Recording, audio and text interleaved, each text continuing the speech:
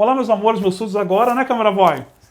Estamos aí agora com o quê? Pobrecast eleições na Câmara Boy. Começando em grande estilo. Em grande estilo aqui com o candidato a prefeito de Araçatuba, né, Câmara Boy? Exatamente. Lucas Zanata. Mas antes de falar com você, Lucas Zanata, eu quero agradecer aos nossos patrocinadores, né, Câmara Boy? Nossos apoiadores. Porque sem eles, o que a gente pode fazer, Câmara Boy? Não consegue manter o nosso programa. A gente não consegue, né? Que é quem, Câmara Boy? Ótica Sérgio Braga, que são 3 lojas na cidade para melhor atender na Câmara Boy. Exatamente. Quem também, Câmara Boy? Clínica de Psicologia Ederson Ribeiro Costa, que é onde a gente grava aqui, né? Faz o nosso Pobrecast, né, Câmara Boy? Exatamente. E também o HJT Record, que é nosso amigo Elin, que é produtor musical, né, Câmara Boy? Sim. E também Elisângela Brechó, que me deixa cada vez mais bonita, né? Mas, né, você sabe, né? Também quem, Câmara Boy? Quem? O pessoal do RP10, que dá sempre uma parceria pra gente aí quando a gente precisa fazer algumas coisas na cidade, né? Ajuda na divulgação. Ah, então. E também quem, Câmara Boy? Quem? O nosso fotógrafo social, comercial na Câmara Boy, Iago Monteiro. Olha, Né? Também quem, Câmara Boy? quem mais? Deixa eu ver aqui. Malharia. Oxi, Malharia Uniformes que Boné, Câmara Boy. Nosso amigo Lucas. Nosso amigo Lucas lá. E também o nosso personal styling, né? Que é Diego Abelino, né? Que agora tá deixando mais clean, que fala. Tá te dando umas dicas de moda? Dicas de moda e beleza, né? Casaco de beleza eu não preciso, né? Eu já tenho, né, meu amor? Eu tô aqui com o candidato à prefeitura de Araçatuba, Lucas Zanata. Lucas, deixa eu te perguntar uma coisa. Você é casado, empresário, há 8 anos como que fala, Câmara Boy? Vereador. Vereador. Por que quer ser prefeito, minha gente? Então, na verdade, essa questão da prefeitura, primeiro porque eu já tenho um histórico político. Sim. 8 anos de parlamento e eu tenho um orgulho muito grande. Eu vejo que a Câmara de Vereadores tem uma importância, a despeito de tudo aquilo que as pessoas veem, criticam, é uma função política necessária o parlamento. E eu fui candidato a deputado. Ah, sim. E com muita alegria eu fui o mais votado da região. Ó, É. tá. Ó, segura a chapa aí, minha gente. Opa! Foram 46.700 votos. Que legal. Por outro lado, também, lado ruim, nós não temos um deputado na região. Não Eu temos. sou suplente, então você vê que como a gente carece de um projeto regional. Mas, depois disso, o meu resultado, e até pelo posicionamento político que eu tenho, eu sempre me posicionei como um conservador, com as pautas que são majoritárias aqui na nossa região, e só começou as pessoas a falar, então você tem que ser prefeito, porque você teve um grande resultado eleitoral, já tem experiência, já vem já de 8 anos, né, período na época 7, quando começaram a falar isso, de vida pública, que é necessário. Eu acredito que a prefeitura, o cargo executivo, carece de experiência. Sim. Né? O vereador é o primeiro degrau. Isso foi tomando forma. Então foi um ano inteiro tomando forma, uma decisão, como se diz, casado, que eu precisava da minha esposa, Sim. total, para que eu pudesse tomar essa decisão. E ela foi uma das pessoas que me incentivou. Eu falo que eu tenho algumas pessoas que eu ouço de fato. Né? A minha esposa é a primeira, ouço muito meus pais, ouço muito meu pastor, e eu tenho um conselho que anda comigo, político. São pessoas que elas não concorrem a cargos, elas não têm nenhuma pretensão e não irão ocupar nenhum cargo caso eu esteja lá, porque elas são conselheiros externos. Entendi. Né? Eu posso até citar o nome, um delas Claro. é o Samir Nakad, o Rezek, o César, que é um amigo meu de infância. São pessoas que eu sento e ouço elas. Então tudo isso foi tomando forma, e nós entendemos que é um momento porque é um ciclo. E a política de Araçatuba está passando por esse ciclo. E nós entendemos que é um ciclo agora daquilo que nós defendemos, daquilo que nós acreditamos com o meu histórico político. Então tudo isso casou. Né? E a minha família aceitar isso e entender esse momento junto, entender não, né? Me motivar isso, Sim. acabou levando a essa decisão. Mas esse interesse veio desde a infância ou... Não, nada, pelo contrário. Essa história Quando é foi? engraçada. Começa Não. aí. Eu morei nos Estados Unidos, Ó, que eu não me estudei, eu me formei lá. E o que eu percebi lá, fazendo faculdade, mas nunca pensei na política? Que o país funcionava porque a participação política lá é muito forte. Então, por exemplo, você tinha alguma questão municipal e a presença popular muito grande. Então você tem não só um patriotismo, você tem um orgulho regional muito forte lá dos condados, das cidades, que a pessoa se orgulha daquela cultura, ela recebe o imigrante, que foi meu caso, sim. ela tem ali de forma muito clara quais são os seus valores e participação. E eu saí de lá falando, pô, os Estados Unidos é bom do que é por causa disso. O fator econômico e cultural é uma consequência dessa questão, mas nunca pensando no meu caso. Sim. Tanto que eu fui ao mercado financeiro, fui trabalhar com agro e tudo mais. E aí um dia um amigo me convidou para fazer um curso em que nós ficamos numa imersão de filosofia, sociologia, economia, e tudo isso é um conceito político. Isso foi em janeiro. Em março ele virou para mim assim, cara, sai candidato. Eu falei, você tá louco? Ele falou, não, sai candidato. E essa foi a loucura. Entre março e outubro eu fui eleito. E não tinha rede social, eu não tinha nada. Sim, sim. E eu não tinha nada, foi 2016. Então você estava num período de transição. O Brasil, a partir de 2013, que começam as revoltas por causa do valor do ticket, ali é um momento importante, um marco na história do Brasil, porque a população ali, revoltada com o que ela não queria mais, mas pouca proposta do que ela queria, como um todo, como uma sociedade. Aí você vem a eleição da Dilma, o impeachment, o governo Temer, Sim. já era aquela mudança, muitas coisas que eram conceitos políticos eram mudados. Por exemplo, você tinha as campanhas eleitorais a presidente da República anteriores, você tinha que jurar de pé junto que você não ia privatizar. Eu me lembro do Serra, desesperado, porque o PT falava que ele ia privatizar e ele ia lá e falava, eu não vou privatizar. Você passa nesse período, um momento onde privatizar é o assunto, é a ideia do brasileiro. Tanto que a reforma da Previdência ela é histórica para o conceito que o brasileiro tinha de política. O apoio popular que teve. Então esse período de transição eu entro. Mas muito pouco tempo. Sim. Março para outubro, tem gente que tenta quantas vezes? Nossa, tem gente aí que já tá na 15ª que eu conheço. E é lá do bairro, meu filho. Então foi muito rápido, não foi uma coisa assim, eu sonhei, eu desejei. Não, eu nunca me vi. Entendi. Até aquele momento. Tanto que quando eu liguei pro meu pai, né, que eu tinha tomado a decisão, fui falar com ele, falei, pai, eu vou sair candidato a prefeito. Ele falou, você é louco? Eu falei, não, pai, qual que era a frase nossa? Se eu não entrar, como que eu posso continuar reclamando? Para continuar reclamando, eu tenho que tentar, senão você perde. Então, todo esse espírito na época, né, de mudança. Só que eu fui eleito, essa que foi a grande diferencial. Sem ter uma estrutura, nem projeto social, que é uma coisa que elege muita gente. Muita gente. Fala, não, você tinha um grande projeto social? Não. A tua igreja te apoiava? Não fui o candidato da igreja. Então, foi assim, uma surpresa. Então, e deixa eu te perguntar uma coisa que muita gente não sabe. Como ele é vereador, né? A gente quer... Explica para o nosso público qual é a diferença do vereador e do prefeito. Tá, isso é importante. Porque o vereador, a gente confunde-se muito, principalmente no período eleitoral. O vereador, ele não é o cara que vai administrar a cidade. Então o vereador, ele não faz rua. O vereador não tapa buraco. O vereador, teoricamente, não tem que arrumar vaga de creche ou de escola.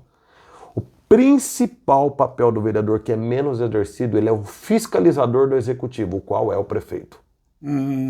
Se o vereador fizer essa função, isso tem uma redução de custos, ou deveria ter. Uma melhoria na produtividade do executivo, da gestão pública imensa. Porque imagina 15 pessoas fiscalizando um sistema. Só que isso não acontece na prática. Não, na prática... E justamente o vereador começa a se preocupar com coisas que ele não deveria se preocupar.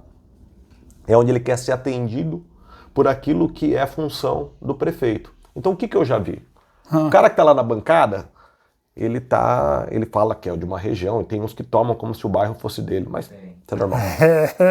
E quando ele tá com o prefeito fala para ele assim, ó, eu vou asfaltar uma rua lá, ou eu vou arrumar, recapear, já que você tá comigo e teus votos são meus dentro da Câmara, vai lá agora, fica bravo, faz um requerimento, junta as pessoas, protesta, vai lá na Câmara, fala que falta o asfalto, porque eu vou fazer isso daqui 3 meses.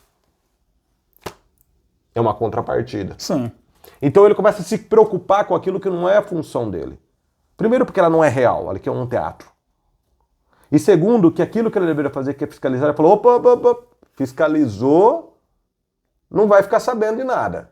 Não vou atender. Entendi. Entendeu? Fora cargos. Então assim, o assunto é amplo.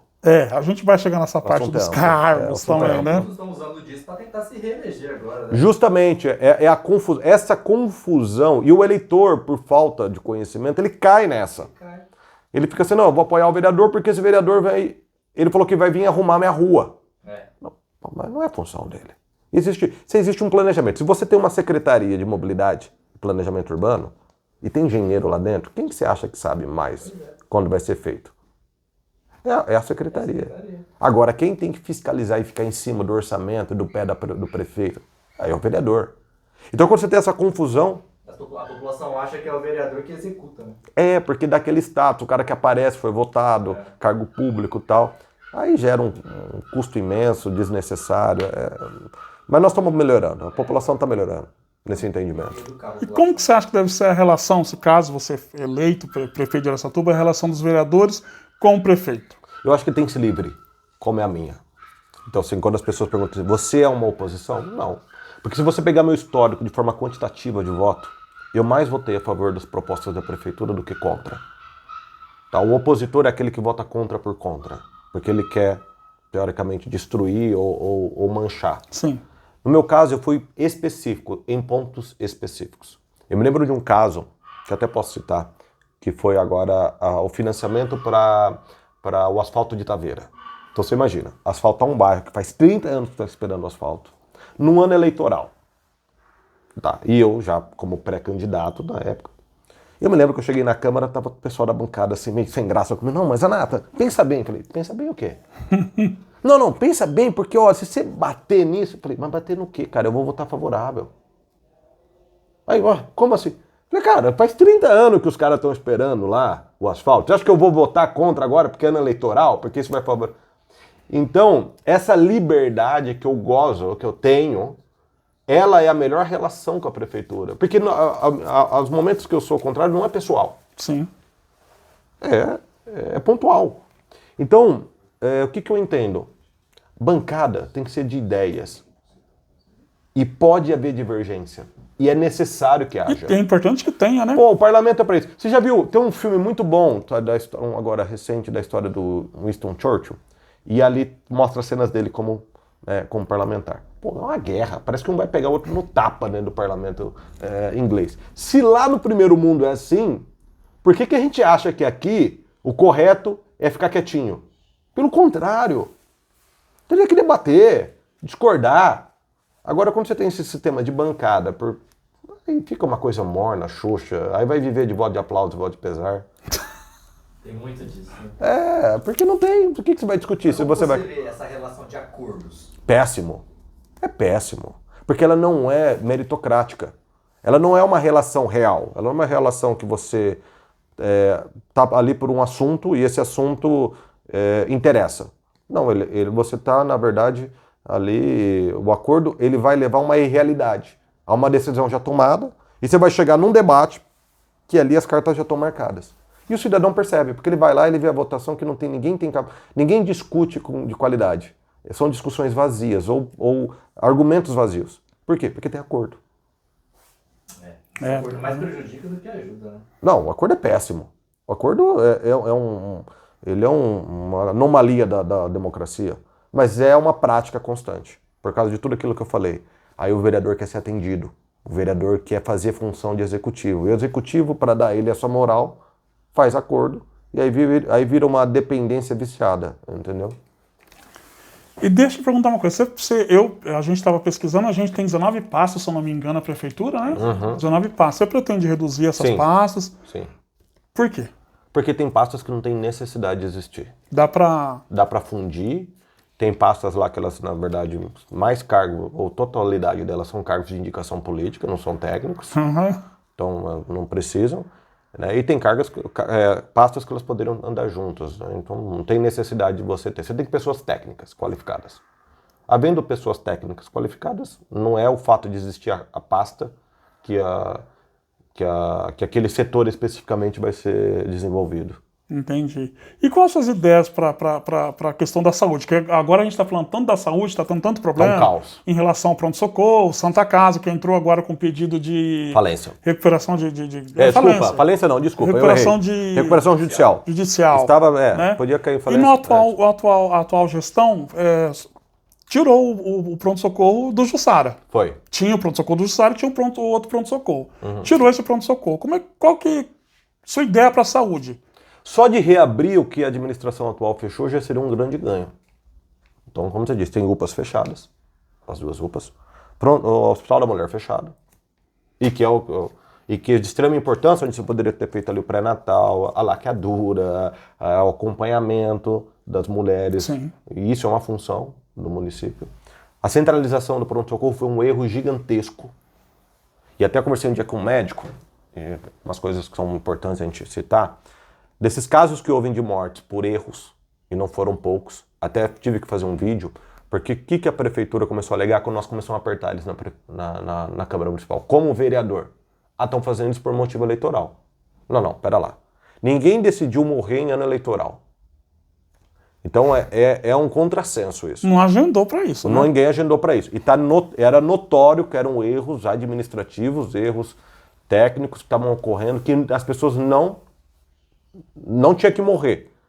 Lógico, fatalidades, mas no casos ali, até casos grotescos. Sim. Como o caso de uma senhora que entrou gripada e morreu de traumatismo craniano dentro do pronto-socorro. Foi. Tá? E pessoas que iam e vinham. Aí um médico me procurou, um amigo meu, falou, olha, Lucas, queria te falar uma coisa.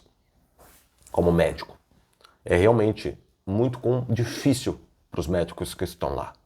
Porque tem um equipamento chamado tomógrafo, onde você faz as tomografias, que você ali faz os exames, a prefeitura de Açuba não aceita tê-los. Outros pronto-socorros, como de Birigui e Penápolis, tem. Ele falou, e eu como médico, no caso de uma senhora que acho que morreu de embolia pulmonar, eu não teria como tratar, porque eu não teria equipamento. Ela morreu depois indo para a Santa Casa, na Santa Casa. Sim. Ele falou porque a prefeitura se negou a ter esse equipamento. E se negou porque alega que não é um serviço da prefeitura, deveria, porque há uma divisão tripartite entre os três poderes. Então a Santa Casa ela é do Estado. Então ele alegava, não, isso é do Estado, não é nosso. E deixa de prestar o serviço. Então centralizou, fechou vários dos nossos instrumentos, que é chamado assim, e agora virou esse caos. Então, como eu disse até nesse vídeo, não foi de uma hora para outra. São erros consecutivos que estavam sendo apontados, porém, houve uma decisão e a prefeitura entendeu que o sistema que existe hoje é o correto e agora está arcando com as consequências, agora está desesperado, tanto que pode ter certeza. Tudo aquilo que a prefeitura tirou, agora a candidatura Borella, que é o candidato da prefeitura, vai propor abrir. Vai ser um contrassenso imenso. Por quê? Porque gerou caos. E o que nos assusta em Araçatuba é isso, é porque as pessoas têm morrido, tendo passado pelo pronto-socorro de 3 a 5 vezes. Mas foi um erro de planejamento. E você não muda isso do dia para a noite. Não, é impossível, né? Então, sim, nós entendemos. Eu posso dizer que a pasta que nós mais estamos nos dedicando é a pasta da saúde. Em relação à Santa Casa, como o prefeito tem como ajudar? Tem. Tem até porque o que ocorreu na Santa Casa também tem a ver com a prefeitura, que quando ela fecha o Hospital da Mulher, por exemplo, ela assume um contrato em si para poder mandar essa demanda para a Santa Casa. E a Santa Casa 42 municípios. Já, e a Santa Casa colhe isso com um contrato. A gente tem informação, né, de que não é o valor equivalente à demanda. A Santa Casa começa a ficar carregada de média e baixa complexidade. Para ela se custear, ela precisa da alta complexidade, que é a sua função, que é onde ela recebe o dinheiro do SUS para as altas complexidades, e a Santa Casa vai se endividando. Entendeu? Entendi. Então, assim, também tem participação da prefeitura nisso. Isso é péssimo. E hoje, a gestão da Santa Casa, essa última, são parceiros da prefeitura. Não oficialmente, mas são pessoas ligadas à prefeitura. Um pronto-socorro para 200 mil pessoas realmente... É péssimo, é inviável. Pra você ter uma ideia, 5 médicos no plantão do dia e 3 à noite. Não fecha a conta, é impossível. Sem contar que a mobilidade para chegar até lá, aquele pronto-socorro central... Teoricamente, você está pensando, o centro seria bom para atender alguns bairros, mas Araçatuba é uma cidade regional, como eu diria, uma cidade segmentada ou dividida. Você pega a Zona Sul é uma cidade. Sim. Ali na região do Jussara, ela é uma cidade, tem tudo ali. Você pega a Zona Leste também. Você também tem tudo, e a Zona Norte também. A Oeste não. Por que isso? Porque é uma cidade, Araçatuba, de uma mobilidade muito travada. Por que ela é travada? Porque Araçatuba foi feita no conceito da Rui Barbosa, da qual eu gosto, porém é um funil. Então você não consegue cruzar a cidade de um lado a outro em linha reta. Não. Então você não pode centralizar. Porque você tem já uma característica da cidade de ser uma cidade que ela não flui. Então você tem os anéis viários, que que tem que ser feito, como foi feito a Valdir Felizola dos Araçás, ali Pompeu, mas outras devem ser feitas, porque também daqui a pouco você vai ter um grande fluxo ali. Então você não pode centralizar em Araçatuba. Então a sua ideia é reabrir o pronto-socorro e... A UPA, por exemplo, da Zona Leste, da Zona Sul, você tem que descentralizar o atendimento. E lógico também, houve um declínio, vou contar uma coisa para vocês, houve um declínio na saúde da família, que é péssimo para nós, não a saúde da família, tá? O declínio que houve. Tá? E nós estamos já percebendo e vendo uma queda muito grande no trabalho desenvolvido pelos agentes da saúde, que são extremamente importantes. Porque se você conseguir fazer um trabalho de excelência nas UBSs, você atende ali 80% da demanda. É uma prevenção, né? Total, 80% da demanda deveria estar sendo atendido nas UBSs. Deveria ali já tendo... Para justamente não sobrecarregar Santa Casa. Resolvido. E o pronto-socorro, resolvido. Isso não tem ocorrido. Então também tem esse aspecto na base da saúde primária, tá? Que é você ter as equipes trabalhando e funcionando como deveriam.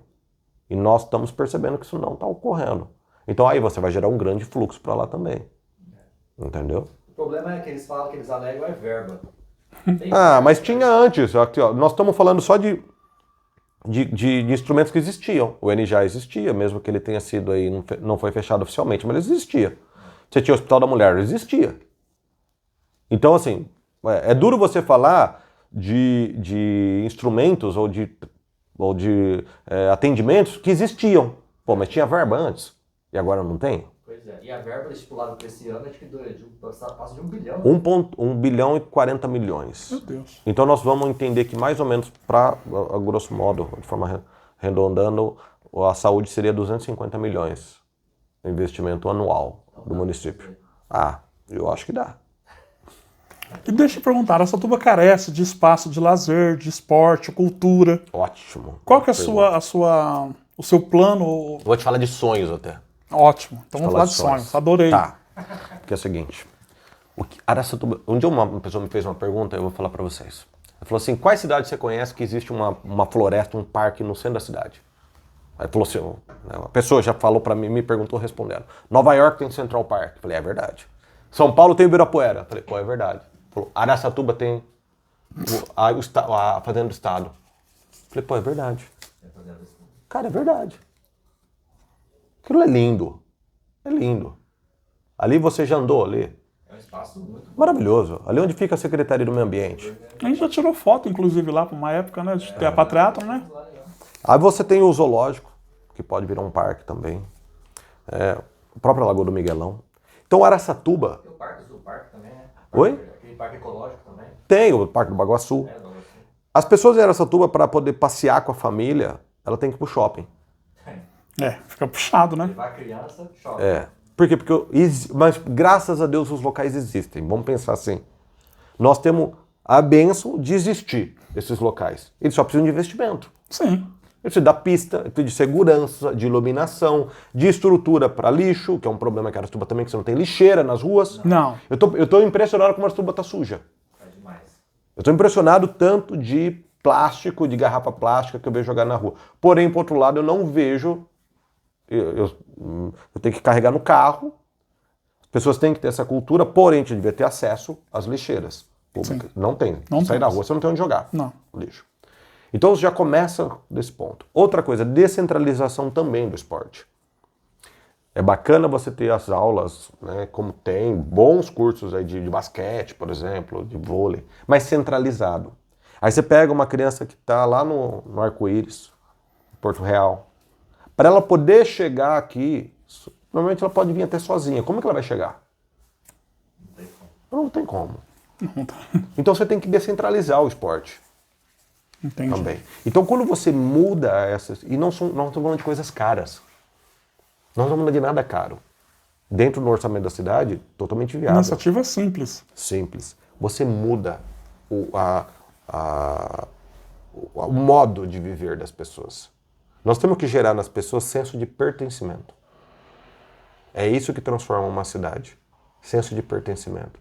Então, para você ter senso de pertencimento, você tem que descentralizar, porque Araçatuba, como eu disse, não é uma cidade fragmentada na sua estrutura, devido às vias como elas são.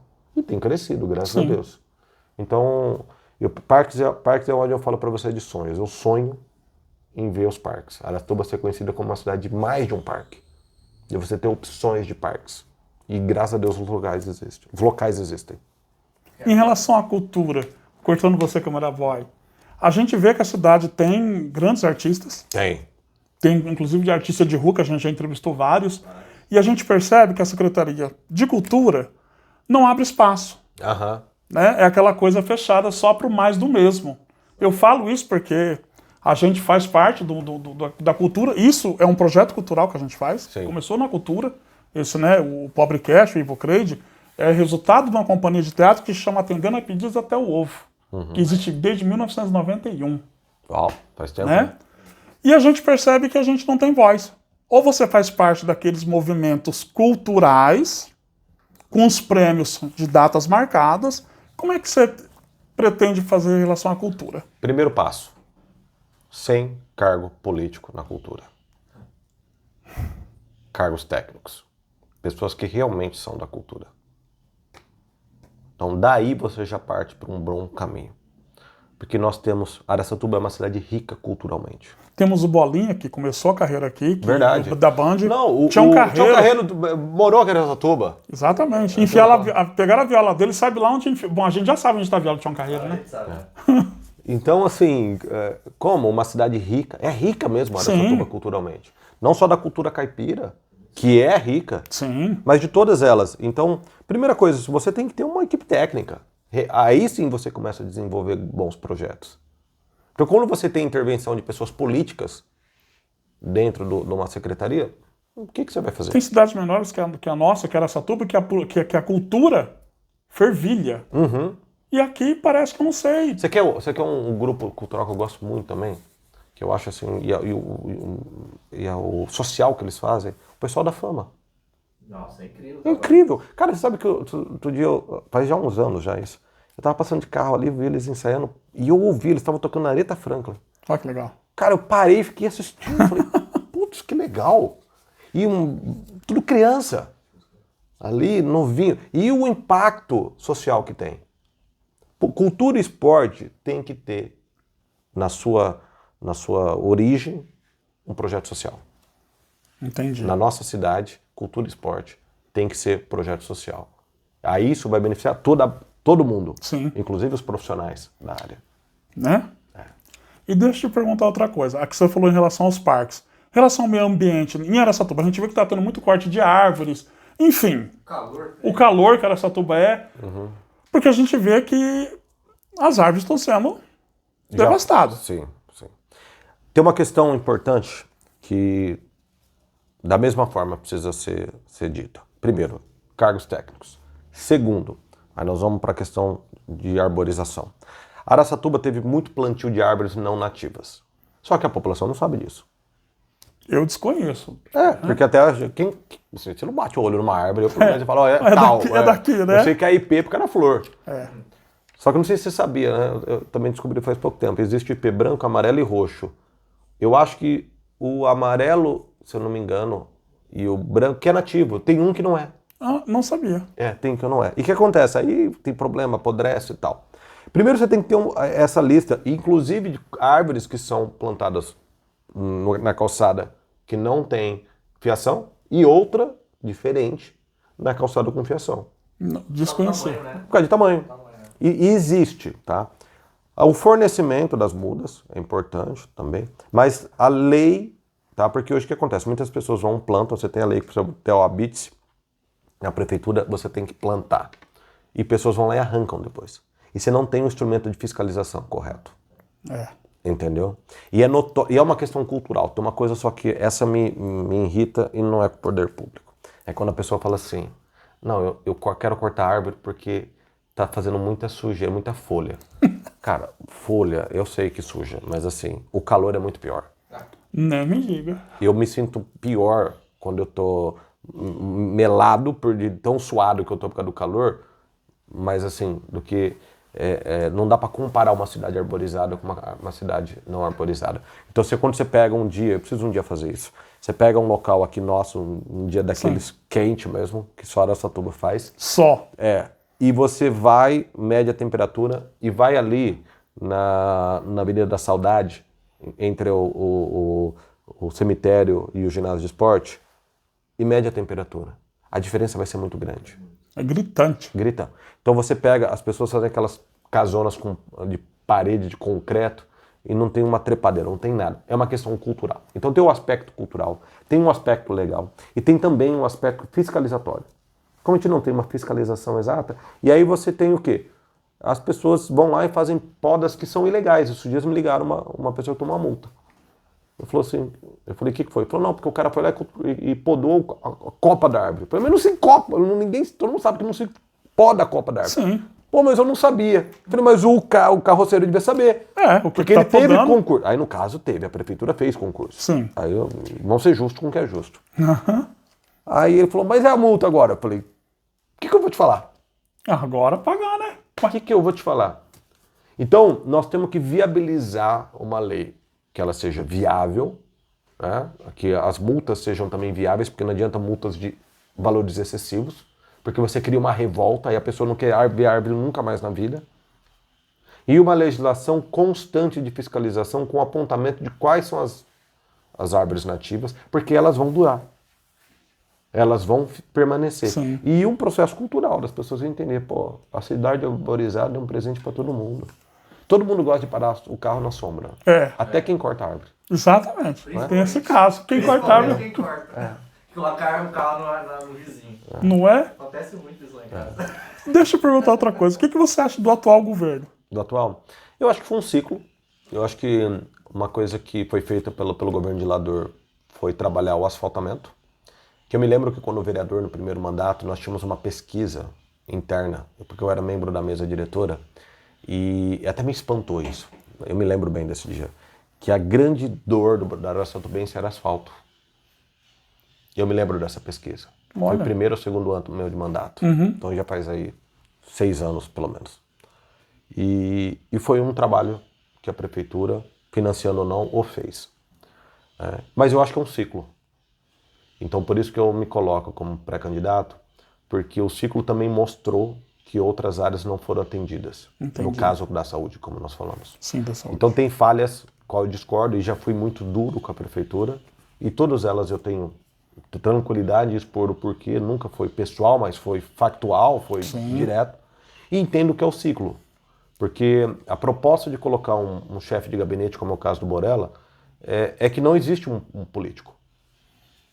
Existe uma necessidade de continuidade, mas não havia uma liderança. A saída da Edna foi algo desastroso, a forma como conduziram, Sim. da qual eu lamento muito a forma como usaram ela e descartaram. Conversei com ela, que eu gosto muito dela.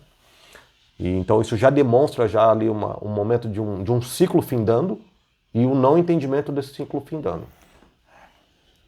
Então essa é a minha opinião. Bacana, fez Tenho críticas à forma da avenida, da Pompeu. Sim. Não pela ter sido feita, lógico que não, votei favorável ao financiamento. Minha crítica é afundar antes da inauguração. Puxado, né? Esse foi o ponto. E eu me lembro que ficaram, você é contra Araçatuba. Eu falei, pelo amor de Deus, não comece a me chamar de ignorante. Né? Eu sou contra ela afundar. Então ali teve um problema também que eu acredito que vai demandar bastante trabalho futuro, porque não foi feito o esgotamento como deveria. Então nisso eu sou crítico a isso. Por isso que eu entendo que é um ciclo. Bacana, fez, lógico, ligou a Pompeu a Rondon. Ligou, é ótimo.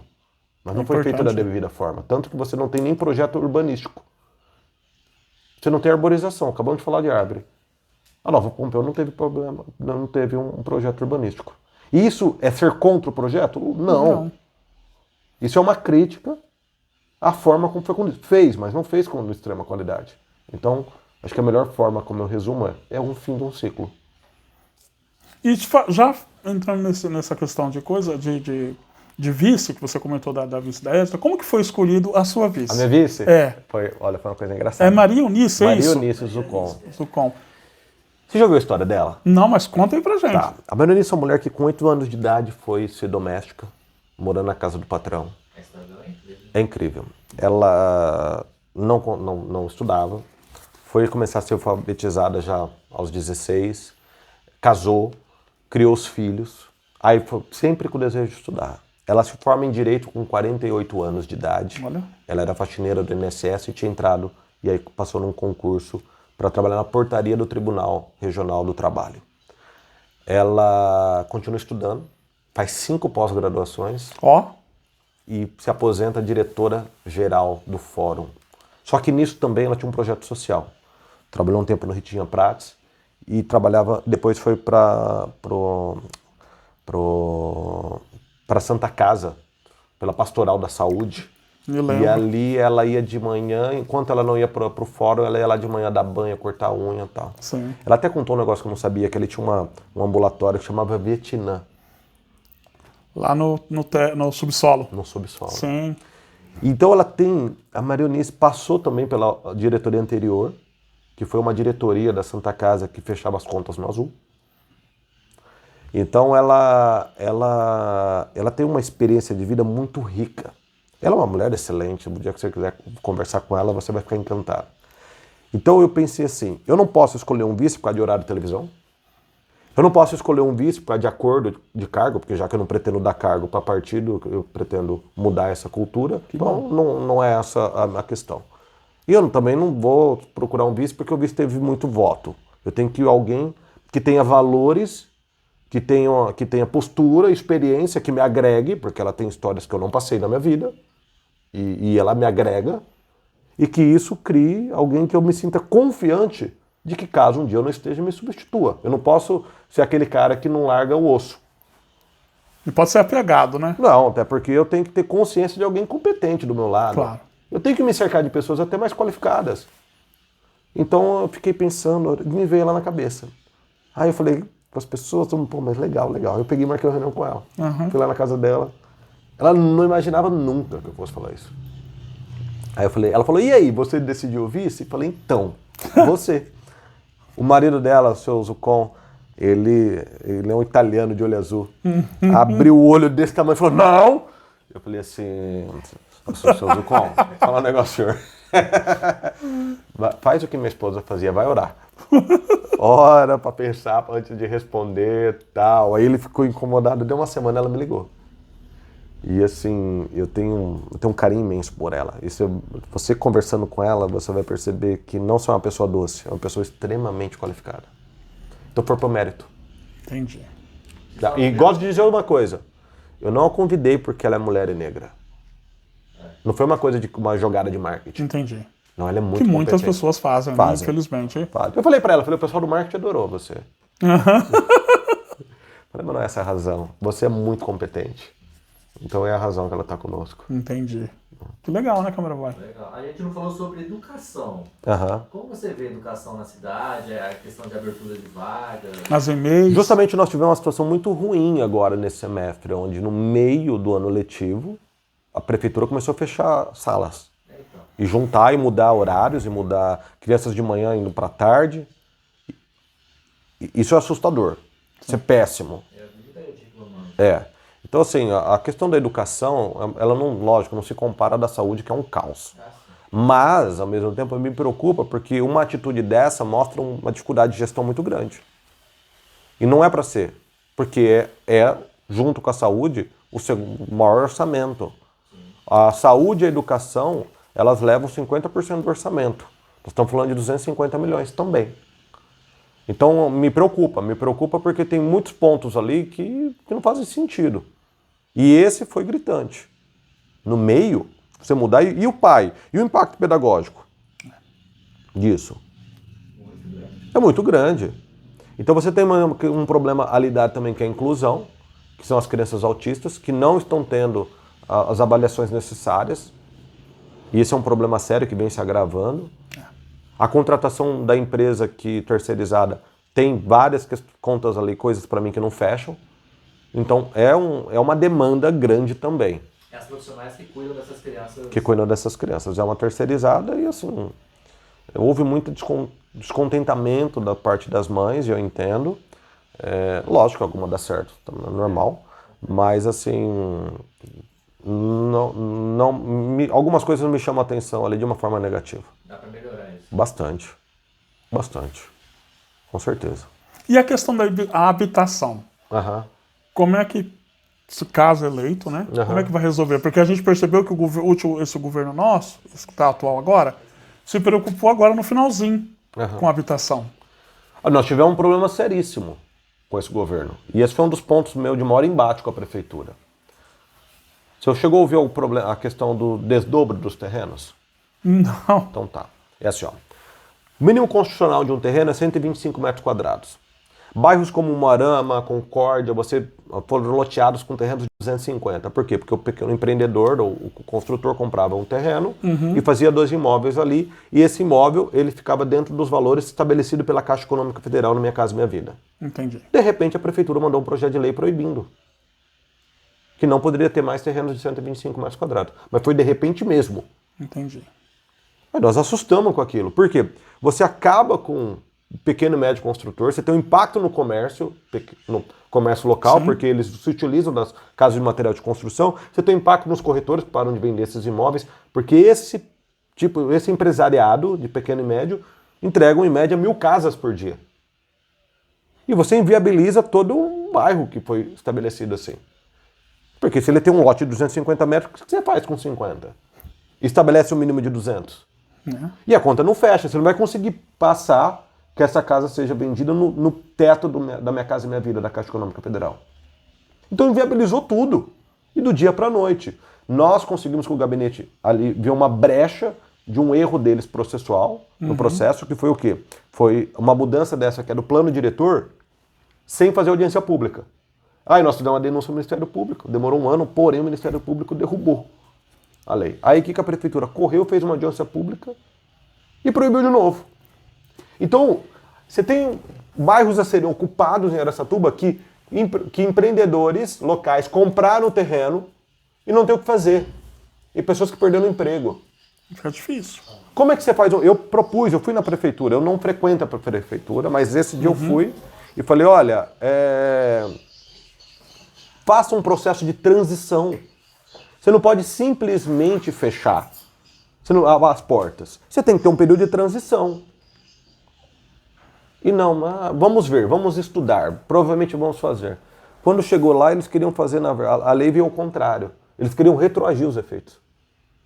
Então, assim, isso já é um problema seríssimo. Exatamente. E a questão de empresas que têm dificuldade para chegar na cidade de Araçatuba, que a gente percebe que a gente precisa de emprego, mas as grandes empresas não vêm para cá. Tá. A base econômica de uma cidade, tá? A não ser que ela seja um eixo assim com vários, vou explicar melhor. Para você ter uma economia crescente, pujante, comercial, vai depender de quem está no teu entorno. Entendi. A nossa região não é populosa. Então, tanto que eu falei, eu fui mais votado da região e não fui eleito deputado. Por quê? Porque o nosso quantidade de eleitor equipara-se na região toda a um bairro de São Paulo. Então nós não temos densidade populacional. Isso é bom. Para que você seja um centro comercial forte, você tem que ter ou um eixo, né, logístico ali, porque várias regiões passam. Nós temos, mas não é tão grande assim, é o que tem nos sustentado hoje. E uma região densa, populacionalmente falando, que não é o caso. Então, nossa base comercial ela já está no seu limite.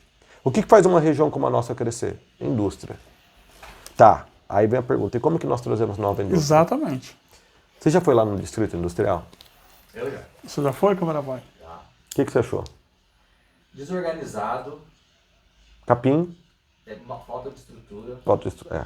Tem mais de 80 indústrias lá.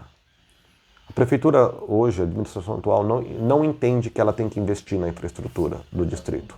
Isso não cria atratividade de investimento. Então nós temos uma região viável onde pode ser um modal logístico. Araçatuba tem potencial de ser modal logístico. O que é isso? Nós estamos próximos do Mato Grosso, do Paraná, né, de Minas, teoricamente Goiás também. E nós poderíamos aqui, como nós temos um bom aeroporto, vias direto para São Paulo, de pista dupla, e nós temos também a hidrovia, nós poderíamos ser um modal logístico também com a ferrovia. Só que para que isso crie um atrativo, você tem que ter estrutura para implementação da empresa, para que ela venha e fique. Agora, se ela chega e olha um bairro, um distrito industrial daquela, cara, que motivação o empresário tem? Tem muita empresa trocando Araçatuba por Birigui, né? Não, Birigui já tem uma cultura já industrial, é engraçado isso. Araçatuba é muito mais comercial, né? Até gastronômico. Birigui é industrial. Então, e outra coisa, Araçatuba e Birigui têm que aprender a trabalhar juntas. Essa é uma coisa que nós temos no nosso grupo. O PL, o partido, por exemplo, as diretorias, elas são das duas cidades. Nós dividimos por questão de endereço, mas o grupo é o mesmo, das duas cidades, porque nós sonhamos com isso. Um consórcio das duas cidades. Porque um dia elas vão se unir, geograficamente. Sim. Estão bem próximos já. Então, mas para Araçatuba ter esse desenvolvimento econômico viável, nós precisamos de investir num distrito industrial. É uma das principais pautas a serem implementadas. Para quê? Para que você tenha um crescimento econômico e seja atrativo. Existem empresas interessadas, mas elas não têm essa infraestrutura. Você pode ter uma indústria molhada, o que é? Ela se utiliza de água, por exemplo, muita. Então ela tem que, não só ela mesma retratar a água, como ela também tem que ter um sistema viável para isso. Então precisa desse investimento, da Samar ali. Então isso muda o ambiente econômico. Nós temos boas indústrias em Araçatuba, nós temos tecnologia, indústria de tecnologia em Araçatuba, então nós temos potencial. É a mesma história do parque. Entendi. Existe, só que precisa de investimento. A gente está caminhando para o nosso final, nosso podcast. Eu quero agora deixar a pergunta o seguinte. Quem que é Lucas Zanata? Quem é você? Quem sou eu? E por que quer ser prefeito de Araçatuba? Tá bom. Eu fui um cara que eu sonhei muito na minha vida. Eu fui criado na igreja presbiteriana. Ali eu tive uma influência imensa. Finado pastor Alfredo, esse é pastor da Ágape, foi uma pessoa que me influenciou muito. E aí eu fui estudar fora, pensando que eu queria fazer algo que impactasse a vida das pessoas. Voltei para Araçatuba e descobri o quanto que eu gosto da cidade, porque você sai do país pensando que não vai voltar mais. E isso foi me dando muito sentimento de pertencimento e de carinho por aquilo que eu sou. Então hoje eu sou uma pessoa muito orgulhosa do meu histórico. Meu histórico como eu mesmo, como pessoa, histórico familiar, pelo meu pai, que é um homem conhecido e muito benquisto, pela minha mãe, que também, aí vem a minha linha de fundadores da cidade. Nós somos uma família Pavan de fundadores, isso me orgulha muito. E vejo hoje, com a minha família, com a minha esposa, uma casa, eu acho que eu tenho uma casa sólida. Como constituí a minha família, fiz aquele trabalho, saí de casa e constituí a minha cultura com a minha esposa. Isso não fez com que eu me afastasse dos meus pais, nem do meu sogro, da minha sogra. Mas nós constituímos em nós uma cultura e uma parceria. E isso nos dá um sentimento de solidez. A partir disso, nós sentimos que nós podemos abençoar as pessoas dessa forma. E a política foi acontecendo na minha vida. Então isso me deu, hoje, esse desejo daquilo que vem sendo construído, mesmo tendo ainda 42 anos, e essas experiências, e esse amor que eu tenho pela cidade, de ser prefeito, porque eu consigo entender isso. Eu me sinto hábil para isso, eu me sinto experiente para isso. Então acho que eu não consigo resumir numa frase, mas eu consigo resumir numa história. Aquilo que eu vivi, aquilo que eu vivo em casa, tem me dado condições e certeza de que, como político do qual eu me sinto um político hábil, agora de ir para essa nova etapa, pelo meu histórico. Muito bem. Então estamos aí, né, Câmara Boy? Eu estou aqui com o candidato à Prefeitura de Araçatuba, né, Lucas Zanata, é PL, né? PL. A vice é Maria Eunice, Isso. né, que a gente falou um pouquinho dela também. Quero agradecer você ter participado do nosso programa, agradeço. nosso Pobrecast, Uhum. né, escutar as suas ideias, entendido, né, porque a gente tem que levar as ideias dos nossos candidatos, né, para frente, né? Esclarecedora. Porque é importante isso, porque às vezes a gente acha que não é importante falar de política. E isso reflete no dia a dia. Então aí, Total. refletido, né? Total. Estamos vivendo uma situação, Goste ou não.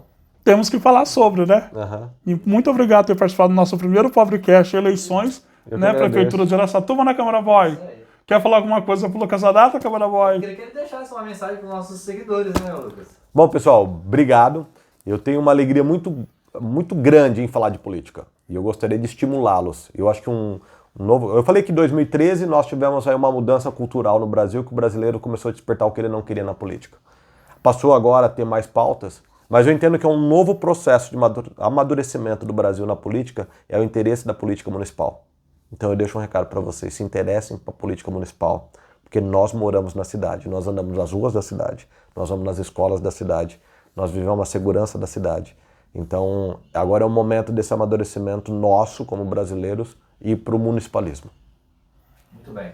É isso aí. Então, gente, Até mais. até mais. Obrigado. Né? Obrigado, viu? Que agradeço. Beijo no